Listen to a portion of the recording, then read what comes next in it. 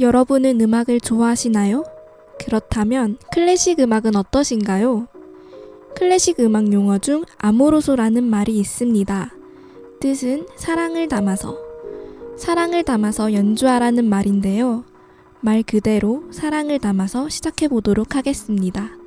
여기는 아모로소입니다. 음악 한 곡 듣고 오시겠습니다.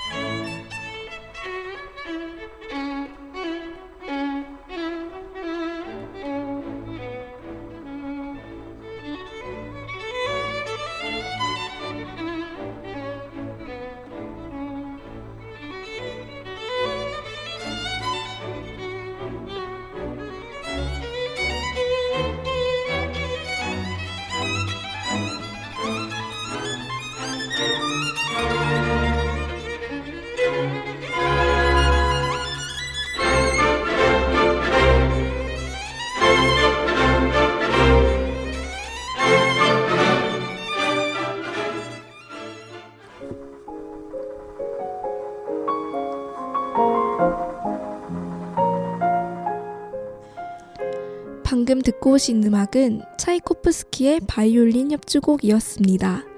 오늘은 차이코프스키와 드보르작에 대해 이야기해보려 해요. 두 작곡가 모두 많이 들어보셨을 텐데요. 먼저 차이코프스키에 대해 이야기해보겠습니다. 차이코프스키는 러시아 출신 작곡가로 1840년에 태어납니다. 차이코프스키는 아버지가 광산 감독관이어서 이곳저곳으로 이사를 다녔다고 합니다. 그랬던 당시 프랑스인 가정교사의 교육으로 어렸을 때부터 음악적 재능을 보였지만 그의 부모님은 차이코프스키가 별로 음악적 재능이 있다고 생각하지 않았다고 해요.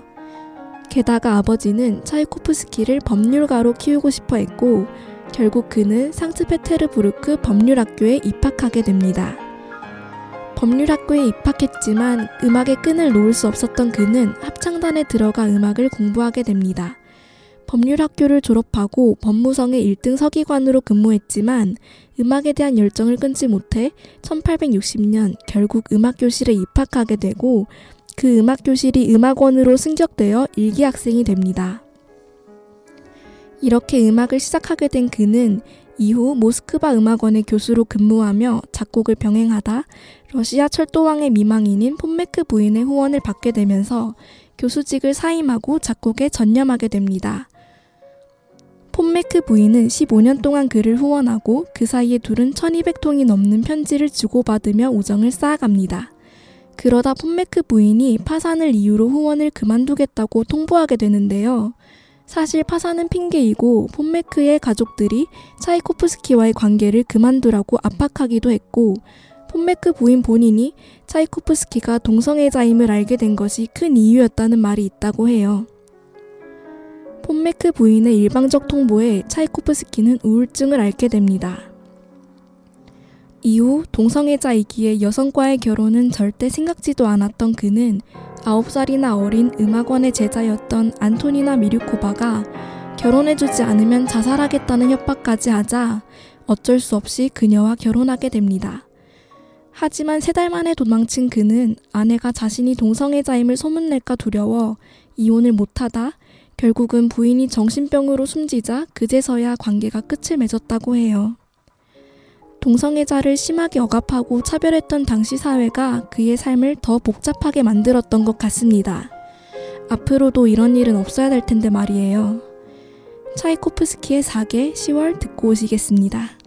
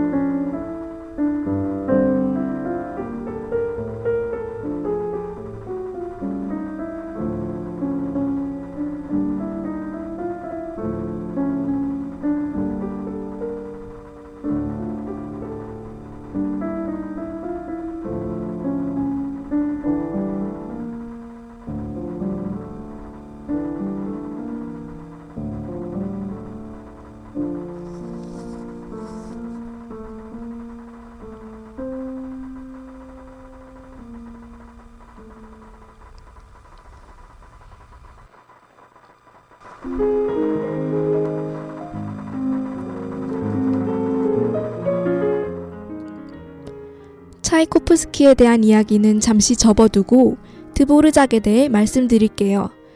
드보르작은 체코 출신으로 1841년에 태어납니다. 차이코프스키와 1살 차이죠? 여러분 혹시 영화 조스를 아시나요? 조스에 나오는 아주 유명한 음악이 있죠? 그런데 그 음악의 도입부가 드보르작의 신세계 교향곡 4악장의 도입부와 아주 유사한 것 알고 계셨나요?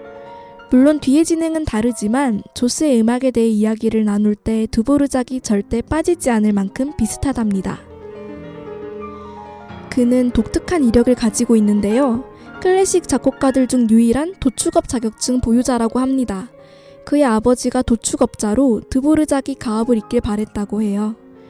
그렇지만 결국 드보르작은 음악을 본업으로 택해 프라하 오르간 학교에 입학해 바이올린과 비올라, 그리고 오르간의 연주법을 배우게 됩니다. 동시에 작곡도 시작했고 20살에 첫 현악 사중주를 작곡하죠. 1860년대 중반에는 갓 설립된 프라하 국민극장에서 비올라 주자로 일하게 되는데요. 이때 지휘자였던 대선배에게 작곡 활동을 본격적으로 해보라는 권유를 받기도 합니다. 실제로 이 시기에 드보르작은 2곡의 교향곡을 쓰는 등 분발하지만 현실은 집세 내기도 빠듯해 비올라 연주 외에도 중상류층 자제들에게 피아노 레슨을 나가야 했다고 합니다. 심지어 난로에 불을 지필 종이가 없어 자신이 쓴 악보를 불쏘시개로 쓰기도 했다고 해요. 그런 사정에도 불구하고 그는 성실하게 음악 활동을 이어갔고 고생 끝에 낙이 오듯 그에게도 은인이 나타납니다. 바로 브람스가 그의 음악을 높이 평가했고 실제로 만나 당시 가장 유명한 음악 출판사와 계약할 수 있게 주선까지 해줍니다. 바로 다음에 그는 그 출판사를 통해 4개의 작품을 출판하였고 반응은 상당히 좋았다고 합니다.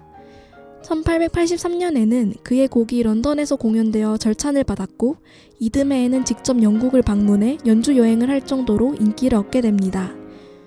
그리고 1890년에는 러시아에 가서 차이코프스키를 직접 만나 서로 영향을 주고받기도 하죠. 이후 그는 뉴욕에 설립된 내셔널 음악원의 원장으로 부임하는데 이때 매우 대담하게 인종을 불문하고 모든 음악인에게 문호를 개방하기도 합니다. 고향에 돌아온 그는 1901년에 탄생 60주년 기념식이 국가 행사로 열릴 정도로 대대적인 환영을 받았으며 이때 프라하 국립음악원 원장에 추대됩니다. 이후 1904년 그는 심장마비와 뇌졸중이 겹쳐 세상을 떠나게 됩니다. 시작은 미약했으나 끝은 창대했던 그의 대표곡 슬라브 무곡 듣고 오시겠습니다.